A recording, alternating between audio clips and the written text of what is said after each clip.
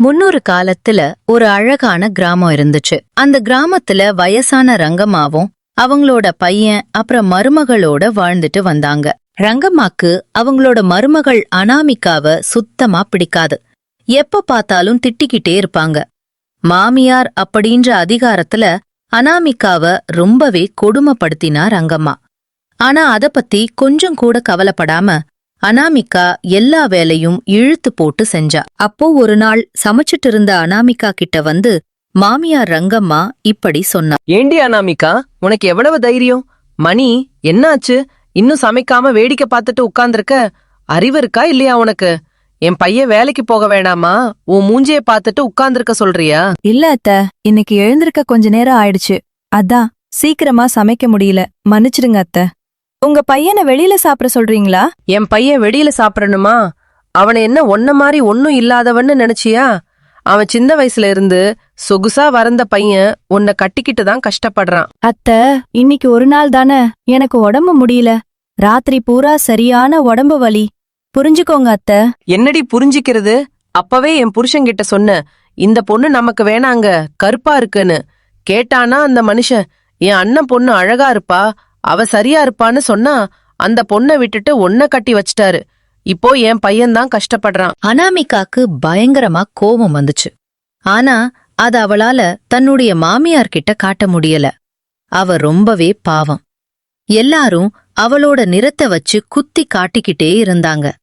அவளும் எல்லாத்தையும் சகிச்சுக்கிட்டு தன்னோட குடும்பத்துக்காக வாழ்ந்தா. ஆனா இத பத்தி கொஞ்சம் கூட கவலைப்படாம அனாமிகாவோட புருஷன் ராமு வேலைக்கு கிளம்பினா. வேலைக்கு போயிட்டு இருக்கும்போது போற வழியில தன்னோட நண்பன் செல்வாவ பார்த்து இப்படி சொன்னான். என்னப்பா செல்வா, எப்படி இருக்க? புதுசா கல்யாணமெல்லாம் ஆச்சுன்னு கேள்விப்பட்டேன். மன்னிச்சுக்கோப்பா, உன் கல்யாணத்துக்கு என்னால வர முடியல. நிறைய சோலி இருந்துச்சு, அதான். பரவாயில்ல ராமு, நீ என்ன வேணும்னா வராம இருந்திருக்க போற. உனக்கு எதுனா சோலி வந்திருக்கும், அதுக்கு போயிருப்ப. நான் ஒன்னும் தப்பா எடுத்துக்கலடா. அப்புறம் செல்வா, இதென்ன புது வண்டியா? பாக்க ரொம்ப அழகா இருக்கு. உன்கிட்ட தான் ஏற்கனவே வண்டி இருந்துச்சுல்ல, அப்புறம் எதுக்கு இப்ப மறுபடியும் வண்டி வாங்கின? அதுவா ராமு, இந்த வண்டி நான் காசு போட்டு வாங்கல, எனக்கு வரதட்சணையா வந்துச்சுப்பா. என் பொண்டாட்டிக்காக என் மாமனார் வீட்ல வாங்கி கொடுத்தாங்க. என் பொண்டாட்டிக்கு இந்த வண்டியில ஜோடியா போனாதான் நல்லா இருக்கும்னு அடம்பிடிச்சு வாங்கி தந்தா. பரவாயில்ல செல்வா, நீ ரொம்ப கொடுத்து வச்சவன். உன் பொண்டாட்டி உனக்காக இவ்ளோ பெரிய வண்டிய வாங்கி கொடுத்திருக்கா. ரொம்ப சந்தோஷமா இருக்குப்பா. நன்றி ராமு, எனக்கும் சந்தோஷம்தான். எல்லாம் என் பொண்டாட்டி வந்த நேரம், எல்லாமே எனக்கு அதிர்ஷ்டமா நடக்குது. அவளுக்கு தான் நன்றி சொல்லணும். கண்டிப்பா உன் பொண்டாட்டி வந்த நேரம்தான் எல்லாத்துக்கும் காரணம். சரி செல்வா, நான் வேலைக்கு கிளம்புறேன், நேரமாச்சு அப்படின்னு சொல்லிட்டு ராமு அந்த வண்டிய சோகமா பாத்துக்கிட்டே வேலைக்கு கிளம்பி போனா. இந்த பக்கம் மதிய சாப்பாட்ட சாப்பிட்டுட்டு இருந்தா அனாமிகா. அப்ப அங்க வேகமா வந்த ரங்கம்மா அலமாரிய திறந்தா. என்ன இது? வச்சதெல்லாம் வச்சபடி அப்படியே இருக்கு. ஆனா அந்த தங்க நகைய மட்டும் காணோம். எங்க போச்சு? ரங்கம்மா வச்சிருந்த தங்க நகைய காணோம். அததான் மும்முரமா தேடிட்டு இருந்தா. அத பார்த்த அனாமிகா ரங்கம்மாவ பார்த்து இப்படி சொன்னா. என்ன அத்த, தேடிட்டு இருக்கீங்க? சொன்னீங்கன்னா நானும் உங்க கூட சேர்ந்து தேடி தருவேன்ல. உன் வேலைய மட்டும் பாரு அனாமிகா, சும்மா என் விஷயத்துல தலையிடாத. நானே செம கோவத்துல இருக்க. காலையில சீக்கிரமா எழுந்து சமையல் செய்ய வக்கில்ல. இதெல்லாம் நல்லா பேசு, அதுக்குள்ள சோத்த போட்டு தின்ன ஆரம்பிச்சிட்ட. இவ்ளோ பிரச்சனையிலும் ரங்கம்மா அனாமிகாவ திட்டிக்கிட்டே இருந்தா. பாவம் அனாமிகா ரொம்ப சோகமா உடைஞ்சு போயிட்டா.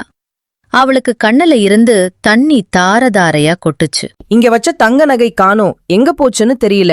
என் புருஷன் எனக்காக வாங்கி கொடுத்தது எங்க போச்சு? யாராச்சும் எடுத்திருப்பாங்களா? அப்படின்னு மண்டைய போட்டு பிச்சுக்கிட்டு இருந்தா ரங்கம்மா. அடியே அனாமிகா, நீதான அந்த தங்க நகை எடுத்த உண்மைய சொல்லு. காலையில நான் திட்டினத மனசுல வச்சுக்கிட்டு இப்ப என்ன பழி வாங்குறியா? ஒழுங்கா தங்க நகை குடுத்துரு, இல்லன்னா நடக்கிறதே வேற. அத்த, உங்க முன்னாடி தானே உட்கார்ந்து சாப்பிட்டு இருக்கேன், அப்புறம் நான் எப்படி எடுக்க முடியும்? எதுக்கு எடுத்தாலும் என்ன சந்தேகப்படாதீங்க. நான் அந்த தங்க நகைய எடுக்கல அத்த. பொய் சொல்லாதடி, உன்னை பத்தி எனக்கு தெரியாதா? 50 பவுன் போடுறேன்னு சொல்லிட்டு 20 பவுன் போட்டு ஏமாத்தின குடும்பம் தானே உன் குடும்பம். அப்புறம் நீ எப்படி ஒழுங்கா இருப்ப? நீயும் திருட்டு கொட்டாதா இருப்ப. ஒழுங்கா நகைய குடுத்துடு, இல்லன்னா நடக்கிறதே வேற. அப்புறம் நீ உங்க அம்மா வீட்டுக்கு போக வேண்டியதுதான், பாத்துக்கோ. அத்த, சும்மா சும்மா என்னையே சந்தேகப்படாதீங்க. நான் எடுக்கலனா எடுக்கலதான். எப்ப பார்த்தாலும் என் குடும்பத்தையே எல்லாத்துக்கும் இழுத்து அசிங்கப்படுத்திக்கிட்டே இருக்கீங்க. எல்லாத்துக்கும் ஒரு அளவு இருக்கு அத்தை. என்னடி வாய் ரொம்ப நீளுது? என் பையன் வரட்டும், அவன்கிட்ட சொல்லி உன் தோலை உரிக்க சொல்றன. அவன் வந்து கேட்டாதான் நீ தங்க நகைய எங்க வச்சிருக்கன்னு சொல்லுவ. அது வரைக்கும் இப்படி பொய் தான் சொல்லிட்டு இருப்ப. அவன் வரட்டும், வச்சுக்கிறேன். அத்தை, நான் எடுக்கலன்னு சொல்லிட்டேன். இருந்தும் என்ன நம்ப மாட்டீங்க. எப்ப பார்த்தாலும் என்ன திட்டிட்டே இருக்கீங்க. நான் அழகா இல்ல, நான் கருப்பா இருக்கேன், வரதட்சணை குடுக்கல அப்படின்னு தினமும் என்ன எதுனா சொல்லிக்கிட்டே இருக்கீங்க. எதுக்குதான் இந்த வீட்டுக்கு கல்யாணம் பண்ணிட்டு வந்தேன்னு இருக்கு. அப்படின்னு சொல்லிட்டு அங்க இருந்து அழுதுகிட்டே போனா அனாமிகா.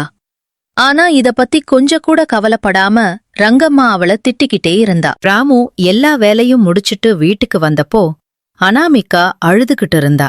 ஆனா அத பத்தி கேட்காம ராமு இப்படி சொன்னான். அனாமிகா, உனக்கு ஒரு விஷயம் தெரியுமா?